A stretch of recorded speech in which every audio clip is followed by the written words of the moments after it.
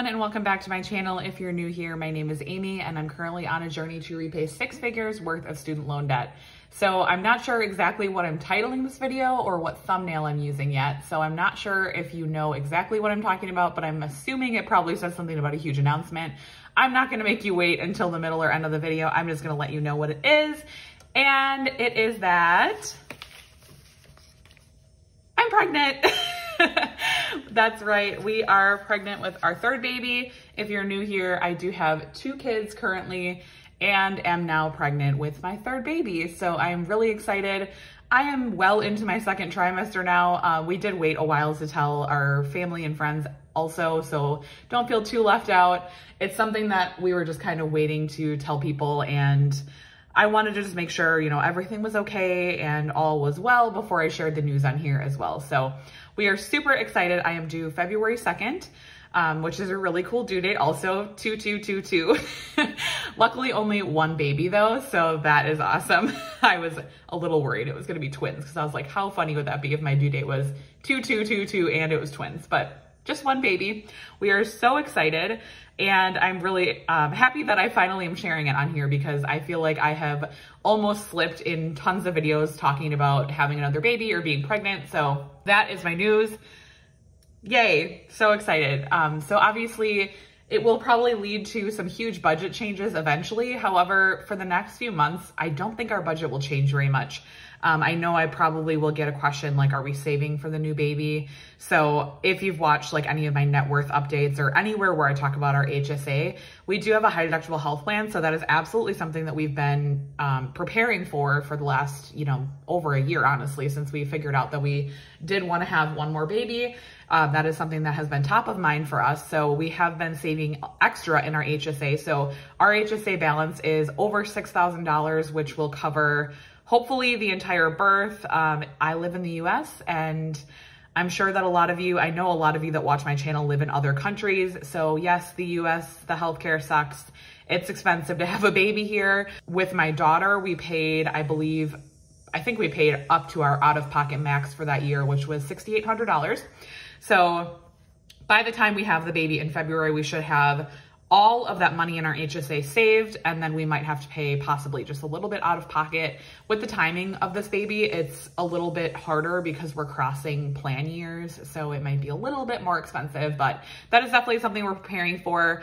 As far as saving money for like baby items, we are not currently, but we do have a home sinking fund that we'll probably tap into a little bit. We are definitely buying almost entirely secondhand. We've already started to get some items. We do have some items from both of my other kids as well. So yes, I will link my registry down below. I am doing a registry only so that I can get the discount at the end for anything that we do need to purchase new. I always really like to look at people's registries, especially when I was pregnant, because I feel like it gives like a really good just like example of like what you need when you're pregnant or when you're a new mom. So I will link it down below if any of you guys are curious on what I'm looking for my third baby. Obviously this is my third baby, so I know kind of exactly what I need, what I don't need. So yes, if you are curious or nosy and want to look at my registry, I will link it down below for you so that you can look at it. But yeah, that is my huge news. That has kind of nothing to do with this video, which is our September budget, but I thought it would be a fun video to share it on. So this video is about our September budget, so I'm going to be going over that. We do have some additional expenses on this month, so I will talk about those as they come up, so that'll be exciting. So first section we always start with on our budget is our income, which we're gonna start with our W-2 income. So this is just the income that my husband and I both receive from our day jobs. So we are expecting $7,000. So every single month, I also pair this video with a budget closeout video. So I will link my most recent budget closeout video above. I do also have a playlist I can link as well with all of our past budget closeout videos. So we always budget based on like the lowest income that we think we can receive. My husband's income is a little bit variable. He does have like bonus potential. So some months he gets bonuses, some months he doesn't. So I always just budget based on the lowest income that we could receive. And then anything extra I add in and then put in that closeout video. So that's why sometimes our amounts are a little bit different. Sometimes we get extra income from either one of our jobs. I do occasionally have some extra income from my job as well. So that is that. So definitely check out those videos in tandem with these, because it is an important pairing, because I feel like it gives the whole story of our budget too. So then we have our tax credit, which is the child tax credit, which we are getting $550 because we have 2 kids. So that is that. And also in those budget closeout videos, I also do go over our side hustle income. I never budget for that. It's completely extra, and that all goes to debt. So that does get reported in our budget closeout videos. I know I've gotten a lot of questions on that, like, why aren't you budgeting for, you know, your side hustle income if you always receive, you know, over $100, yada, yada. I just prefer to do our bare bone budget based on like the minimum amount we could receive, because it is possible that, you know, a month or 2, we could not receive any side hustle income. So that is just how we do our budget here. And then anything extra right now is going straight to debt anyways.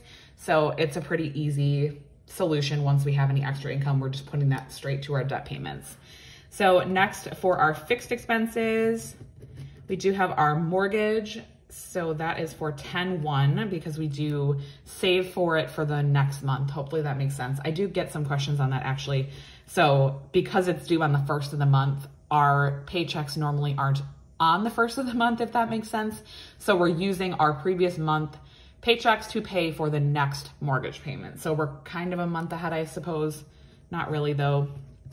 So that is $1,284 for our mortgage payment. We also have our cell phones. So this is for both my husband and I's cell phones. So that comes out on the 20th, and that is $140. Again, all of these fixed expenses typically don't change at all. So if you've watched my videos before, you've probably seen all of these and probably can recite them by heart almost. We do have Netflix as well. That is one of our only remaining subscriptions. We have definitely cut back on our subscriptions over the last few years while we've been trying to see what we can put towards debt. We do have a Peloton. This is basically in lieu of a gym membership for us. We do have a Peloton bike. So we do pay the $41 monthly fee for that. The bike itself is paid for. We paid for that in cash in November of 2020. So we just have the monthly fee for that. And then we have our internet, which is at $60 right now. And then we do have one additional that we don't typically have, or we haven't had in a long time, which is preschool for my daughter. So she has been home for basically since COVID. So we have been keeping her home, and my husband and I have been working alternate shifts. Basically, we've been just doing what we can to keep her home with us. And honestly, a big part of that is because it saved us a ton of money, but it is time for her. She is just over 2 now. So it is time for her to go back at least a few days a week. So she will be starting 2 days a week at a preschool. I'm really excited. I feel like it's gonna be great for her. She definitely needs the socialization with kids her age, and I think it'll be great. So that is $496 for this month. That is an expense that we will be paying every single week. So that might change dependent on how many Mondays are in the month. So it might be like 1 week higher certain months, if that makes sense. So it is a fixed expense, but might change a little bit based on the month. I think October is one of those months where we will have to pay it 5 times instead of 4. So that is $496. So definitely a little bit of a higher added expense, but definitely worth it to us. Obviously, I want what's best for her, and I feel like her getting a better education than what I can give her and my husband can give her at home is really important. So, and it'll also just give my husband and I the opportunity to go back to working the same hours most days. So I'm looking forward to that too, because my husband has been working, you know, afternoons, nights, and weekends a lot over the last year. And I am excited for him to be able to work a little bit normal of shifts again. Total remaining, the total for our fixed expenses was $2,036. That leaves our remaining at $5,514. So then we're gonna move up to our variable expenses. I do actually have an additional variable expense as well that I'll talk about in a second. So our first variable expense is electric. I'm going to budget $200 this month for electric, and that comes out on the 29th. So September is one of those months that our electric tends to vary a lot. It's the electric usage from August, so it kind of just depends on how hot it is here in August. It's typically one of our more expensive months, so I'm just gonna leave 200 and then we will adjust it. That's another thing that I adjust in our budget closeout is like all of these exact amounts. So it is also my husband and I's wedding anniversary in September, on September 29th. I don't know why I just wrote 28. Our anniversary is on the 29th. Hello. So that I'm budgeting $150 for. We don't have any plans right now to necessarily like go out. I don't really know what we're gonna do for our anniversary, but I wanted to budget something. Hopefully we can maybe like sneak out to dinner without our kids, but that's hit or miss if we can find somebody to watch our kids. So we might be like ordering something to eat at home or something, but I wanted to have that money set aside for that. And then we have our personal spending money. So we both get $50 each for our personal spending, so a total of $100. We have our gas,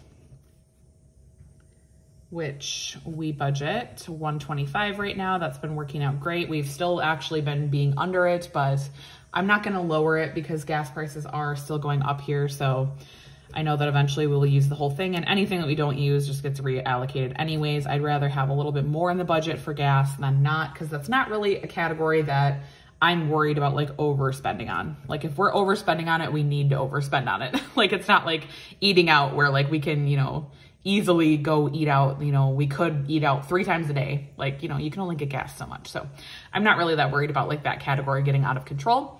And then we have our grocery budget, which we always do $500 right now. That is a budget that will most likely be increased once we have our baby. We will probably bump it to $600. Obviously kids are expensive, you know, diapers, wipes, very pricey. Formula if we need it. I do plan to breastfeed, but if we need formula, I want to have the room in the budget for it. So, you know, that'll probably be an increased category. So obviously it'll just be a work in progress. We will kind of figure it out as we move forward. So I'm not adjusting any of these categories yet. Obviously I'm still pregnant and we don't have a baby yet. So I don't really need to worry too much about most of these categories. So our MISC budget is $200, and then dining out is the last. And that is also at $200. Okay, so that brings our variable expenses this month to $1,475. And that brings our total remaining to $4,039. So then we're gonna move to our sinking funds. So we have our regular sinking funds, and I also added a sinking fund. So if you watched my Life After Debt or like our debt-free plans video, I will link it above if you haven't watched it yet. I really enjoyed filming that video, and I think it gives you really good insight on like what's next for us. So in that video, I talked about possibly adding some sinking funds. I actually went ahead and added one for this month. So I will talk about that in a second. Let me write down all of our sinking fund categories. So these are all of our categories that we have right now, except for our emergency fund. Our emergency fund is not being touched right now because it's fully funded for like what we want it at for our debt repayment. So we used to have 4, now we have 5. This is something that I have struggled with a lot when I started budgeting, is like, how many sinking funds should I have? What's enough? What's too much? Because I feel like when I first started, I had way too many sinking funds. I had like 20 different sinking funds for anything and everything that I could have a sinking fund for.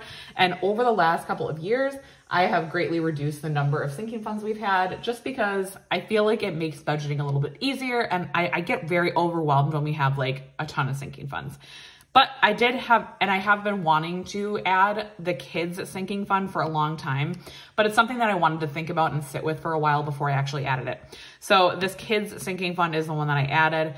Obviously, if you have kids, you know that like things come up all the time. Back to schools, kids sports, summer, birthdays, like all these different things, field trip fees, you know, all these crazy things that come up with kids. And I really wanted to have a sinking fund that we just had a bulk of money in to pull from for like sign up fees or other fees or like clothing and all that kind of stuff. And possibly for the new baby as well. That might be a fund that I would use like to add to later in the end of the year to like prepare for anything that we need to purchase out of pocket for the baby as well. So that is the sinking fund that we added for this month. I'm not going to be funding it very heavily yet because again, it's a new sinking fund. I actually have already paid a lot of the fees that we will need to pay for this year. So this will actually be mostly for like next year because a lot of those like back to school, sports fees, sports equipment for my son, he's almost done with baseball now. So those kind of things are pretty much done for this year. So that sinking fund will probably mostly be for like expenses that come up next year. So I'm adding $50 to our car sinking fund. I'm adding $100 to our home sinking fund, $50 to our Christmas sinking fund. I'm going to put $50 in this kids sinking fund and $100 in our vacation sinking fund. Again, if you watched that like life after debt video, I did talk also about possibly doing a vacation. Obviously, I'm pregnant, so that was kind of part of the reason that I was like, oh, I don't know, like it depends on what happens, you know, like we're gonna have a new baby in probably in January, honestly, the end of January is when we'll actually have the baby. So obviously we're not gonna be taking a vacation like super soon, but I do definitely want to bulk up our vacation sinking fund because I do want to be able to plan something possibly for like the end of 2022 when the baby's a little bit older, even if it's, you know, a smaller trip. And then we do want to go back to like doing annual vacations in 2023. I feel like once the baby's older, this is our last baby, 100% our last baby. So, you know, once that baby starts getting older, I do want to get back into the habit of doing vacations more frequently. So, and at that point we will be debt free. So we will have more money to put towards vacation. So again, just trying to be reasonable with the sinking funds. I don't want to like too heavily fund anything, but I do want to be able to have the funds that we need for certain things. And honestly, if you've watched any of my budget closeout videos, one of our categories that we go over the most in is our MISC category.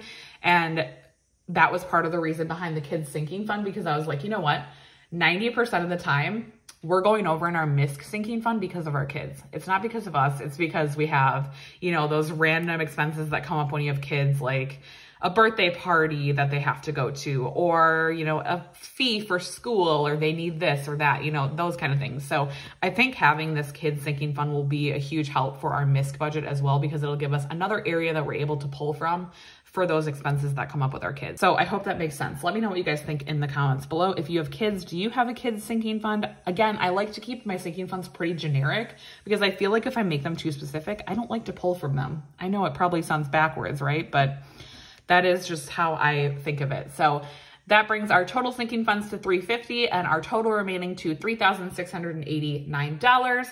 And if you've been around here for a while, you know exactly where that is going. It is going towards our debt. So $3,689 is our total estimated payment for September. Obviously, we usually pay more than that because we usually do have side hustle income, additional income coming in, and anything extra that we get, we are sending straight towards debt. So the way that I allocate this, I'm not putting a date here because we do pay weekly. So something that I'll do is I'll figure out how many Fridays are in the month of September. I believe it's 4, and I will just divide this by 4, and that will give us an estimated weekly payment, and then I will add on any side hustle income to that. And sometimes I make it uneven, like if we're close to a goal or something. So it kind of varies, but that is how we work that. So that brings our total debt and savings to $3,689 and our total remaining to 0. We do a zero-based budget. So I like to see that every dollar has a name, and then any extra dollars always go towards debt. So I'm really sorry because I feel like this is a really long video, but thank you so much for hanging with me and for being here for my announcement. I'm so happy that I was finally able to share it.